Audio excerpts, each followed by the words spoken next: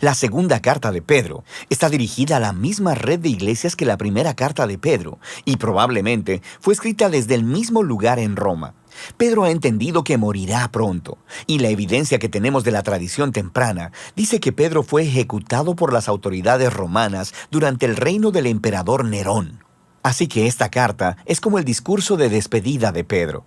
Él inicia ofreciendo un reto final, que los seguidores de Jesús deben ser personas que nunca dejen de crecer. Y a esto le siguen dos advertencias finales acerca de un número creciente de maestros corruptos que están haciendo que los cristianos en estas comunidades de iglesia se desvíen. Primero, por su manera corrupta de vivir, y segundo, por su teología distorsionada. A lo largo de la carta, Pedro está combatiendo las acusaciones que estos falsos maestros han hecho contra él y los otros apóstoles. Y el objetivo de Pedro es restaurar la confianza y el orden a estas comunidades de iglesia. Así que Pedro inicia recordándoles a estas iglesias que a través de Jesús, Dios ha invitado a las personas a participar de su propia naturaleza divina. Esto es, a compartir el amor y la vida eterna de Dios. Esto es completamente asombroso y requiere una respuesta de por vida. Recibir este regalo significa un compromiso a desarrollar los mismos rasgos de carácter que distinguen a la propia naturaleza de Dios. Aquí, Pedro lista 7 rasgos que deben procurar, y el último abarca y corona todos los demás. Es el amor, el cual, de acuerdo a Jesús, significa dedicarte al bienestar de los demás, no importa cómo respondan o qué tan costoso sea. Amar, de acuerdo a Pedro, es compartir la misma vida de Dios. Pedro luego declara el propósito de la carta, que es el funcionar como un monumento a su enseñanza para que pueda ser transmitida a las siguientes generaciones, ya que no le queda mucho tiempo para estar ahí personalmente.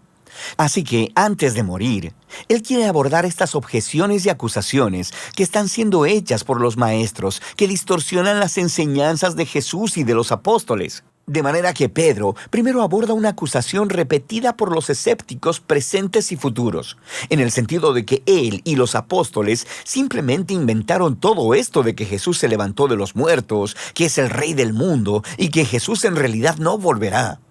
Así que Pedro ofrece su testimonio ocular sobre el poderoso momento en el que Jesús se transfiguró en la montaña. Recuerda la historia en Marcos capítulo 9. Los apóstoles vieron a Jesús como el Rey exaltado y su resurrección significa que Él está vivo como Rey y regresará un día para rescatar al mundo. Así que el futuro regreso de Jesús para traer el reino de Dios cumplirá todo lo que las antiguas escrituras han estado señalando. Las palabras de los profetas del Antiguo Testamento no son fantasías fabricadas. Es a través de las palabras humanas de la Escritura y a través del Jesús humano que Dios mismo nos ha hablado. Pedro luego continúa para lidiar con las amenazas que levantaron los líderes corruptos en la iglesia y se enfoca en otras objeciones que ellos plantearon. Primero, estos maestros niegan la idea de una rendición de cuentas final, donde Dios va a ser responsable a todas las personas por sus decisiones. Y esta negación, convenientemente, permite a los maestros ignorar la enseñanza de Jesús acerca del dinero y el sexo, porque están haciendo mucho dinero al enseñar en las iglesias, sin mencionar el hecho de que están teniendo sexo casual. Pero Pedro le recuerda a los lectores que Dios puede responder a la rebelión con su justicia, y lo hará. Él recuenta 3 ejemplos antiguos de cuando Dios hizo eso. Primero, él menciona la historia de los hijos de Dios en Génesis 6, como fue interpretada en una popular obra judía de aquel tiempo, llamada Primera de Enoc. Primera de Enoc dice que los hijos de Dios son ángeles rebeldes que cruzaron la línea y se acostaron con mujeres, ganándose el juicio de Dios. Pedro luego habla de la historia del antiguo diluvio y después de la historia de Sodoma y Gomorra. En cada caso, hubo una rebelión que llevó al juicio divino. Pero Pedro dice, Dios siempre fue fiel en liberar a su pueblo y utiliza la historia de Lot para poner un ejemplo. Pedro luego conecta estas historias antiguas con la manera corrupta de vivir de los falsos maestros. Ellos también están detrás del dinero y del sexo, desprecian la autoridad de Dios y guían a otras personas a pensar que a Dios no le importan las decisiones morales. Él dice que ellos enseñan un mensaje de libertad cristiana y lo usan como licencia para hacer todo lo que quieren. Y por eso Pedro va a hablar de las cartas de Pablo más adelante en el capítulo 3. Parece que estos maestros han distorsionado el mensaje de Pablo sobre la libertad en Cristo. Pero esa no es la clase de libertad de la que hablaba Pablo. Y Pedro deja claro que esos maestros en realidad no son libres. En realidad son esclavos de sus impulsos carnales. Y el hecho de que son cristianos lo hace aún más trágico, porque conocer la enseñanza de Jesús los hace doblemente responsables. Se han convertido en lastimosos ejemplos de un antiguo proverbio sobre un perro volviendo a su vómito y un cerdo limpio volviendo al lodo. Pedro luego aborda el razonamiento en el que se basa la negación de los maestros de la final rendición de cuentas. Ellos dicen, generaciones del pueblo de Dios siguen naciendo y muriendo sin ver el cumplimiento de sus esperanzas. ¿Dónde está el regreso prometido de Jesús? Miren a su alrededor, él dice, a este maravilloso universo que habitamos. El hecho de que existimos significa que en algún momento en el pasado, la palabra de Dios intervino de manera dramática para crear algo de la nada y para traer orden desde el caos. Y Él puede hacerlo otra vez. Así que la verdadera pregunta aquí es, ¿por qué Dios tarda tanto?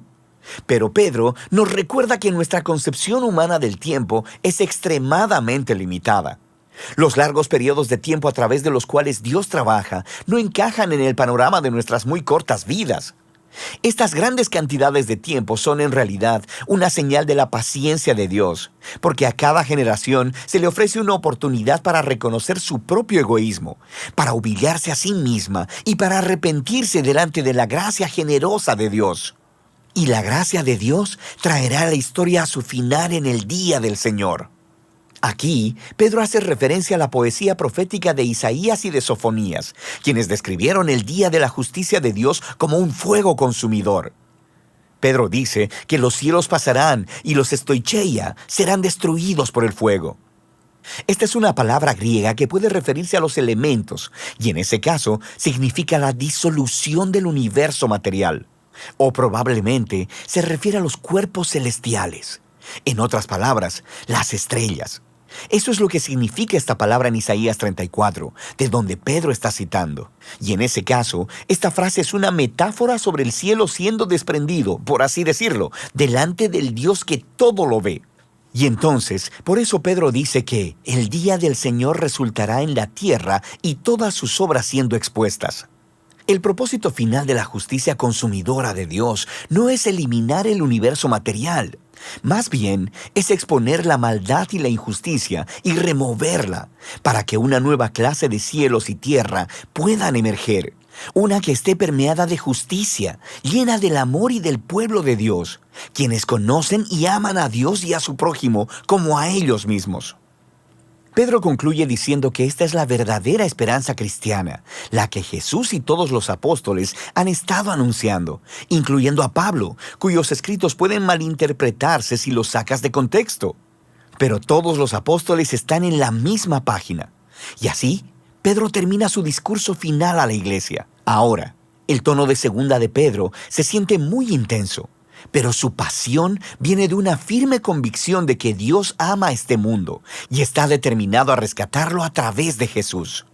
Así que esto significa que el amor de Dios debe confrontar y lidiar con el pecado y la injusticia que arruina su amado mundo. Y en el tiempo de Dios, Él lo hará, abriendo un nuevo futuro para la humanidad y para el universo mismo. De manera que segunda de Pedro tiene una visión amplia y expansiva de la esperanza para todo el mundo y nos reta a examinar nuestras vidas diarias. Y de eso se trata la segunda carta de Pedro.